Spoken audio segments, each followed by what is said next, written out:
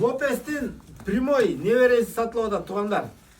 Имбирдин деп коет экен, бунун атасы дагы, энеси дагы Лопестин баласы кыз экен да.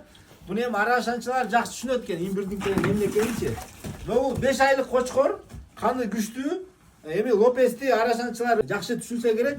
Айтылуу Анарбек акебиздин коробунан чыкканда, ушул 3 кочкор сатыкка коюлуп аткан экен 5 айлык. Ошонун бирөөсүн Боки деген инибиз медресе салып баштады эле, Кудай буйрса ошого салым кошту. Медресенин азыр документтери боюнча жүгүрүп атабыз. Ошо медресенин документи бүтүп калса сиздерге кеңири маалыматтарды беребиз да. Ушундай бир жүрөгүндө ыйманы бар, Алланын ыраазычылыгын табам жана ахиретимди курам деген ыймандуу инсандардын салым менен, ашар жолу менен салып атабыз да. Ушул Бокинибизге Алла ыраазы болсун. Ушул кымбат кочкорун медресеге да арнады.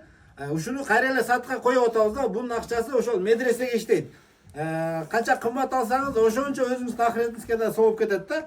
Бунун стартовый баасын $2000 деп койдук. Мүчөсү дагы мынакей сындуу. Бардык параметрлер эле топ келет экен. Кимге эгер ушул кочкор жаккан болсо, ушу экрандан номерге чаласыздар. Бул Талас шаарында ушул Бокинин үйүндө турат өткөнчө.